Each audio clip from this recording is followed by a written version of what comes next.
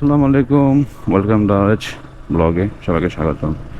তো আজকে হচ্ছে 10ই মহরম, শুক্রবার। তো আজ সবার কি প্ল্যান একটু কাইন্ডলি কমেন্ট বক্সে জানিয়ে দিবেন। আর আমার আজকে প্ল্যান হচ্ছে, মানে প্ল্যান বলতে কি, আজকে সকালে উঠে উঠে আমি কি করছি।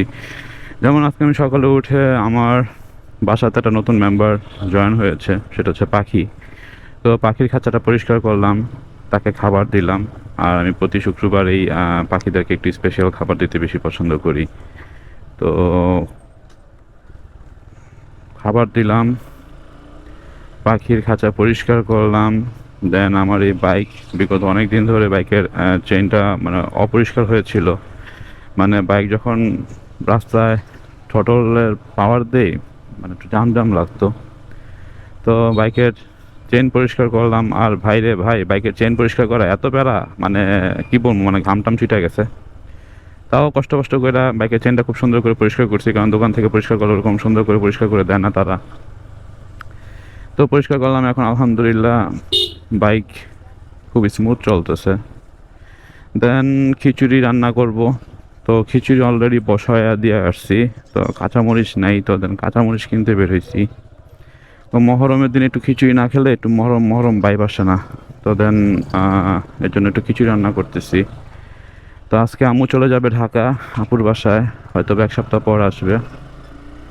যাই হোক, আজকে মহরমে অন্তত সবাই জুম্মার নামাজটা পড়ার চেষ্টা করব। কারণ আমি শুনছি যেটা, এই মহরম 10ই মহরম শুক্রবার নাকি মানে পৃথিবী কেয়ামত হবে। আবার আরেক জায়গায় শুনছি কেয়ামত কখন হবে এর কথা এক আল্লাহ ছাড়া কেউ জানে না। হুম। তো এখন কোনটা সত্য কোনটা মিথ্যা আমি জানি না। কেউ যদি এটা জেনে থাকেন তাহলে আমাকে একটু কমেন্ট বক্সে জানাবেন, কারণ সত্যটা জানাটা খুব ইম্পর্ট্যান্ট। একবার এক মসজিদে গেছিলাম, তারা বলতেছে 10ই মহরম কেমত হবে, কিন্তু কী বারে কেমত হবে তা উল্লেখ করা নাই। আবার কেউ কেউ বলে 10ই মহরম শুক্রবারে নাকি কেমত হবে। আচ্ছা ঠিক আছে, মানলাম।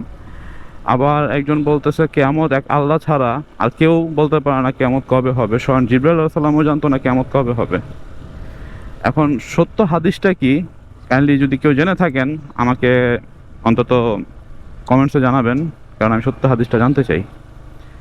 তো এই হচ্ছে আজ মহরম। তো সবাই আজকে মহরমের মধ্যে নামাজ পড়বো। আর দেখেন রাস্তার ভিউ কি সুন্দর। তো এখন আমি আছি চৌধুরী বাড়ি যে রোডটা, এই রোডটাতে। তো আমি তো কাঁচামরিচ কিনতে আসছিলাম, কিন্তু কাঁচামরিচ কই, ওই সামনে কাঁচামরিচ। এই ভাইয়া, 10 টাকা কাঁচামরিচ দাও তো। হ্যাঁ, 10 টাকার ঝাল হইব না এগুলা?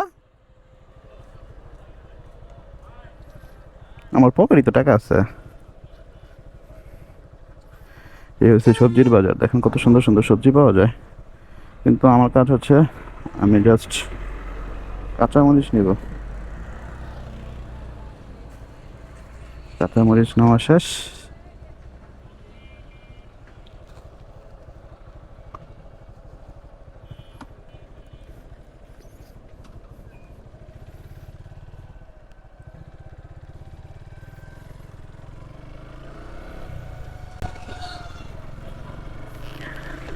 তো এখন আমার কাঁচামরিচ নেওয়া শেষ হয়ে গেছে। দেখেন কথা বলতে বলতে কাঁচামরিচ নেওয়া শেষ হয়ে গেছে।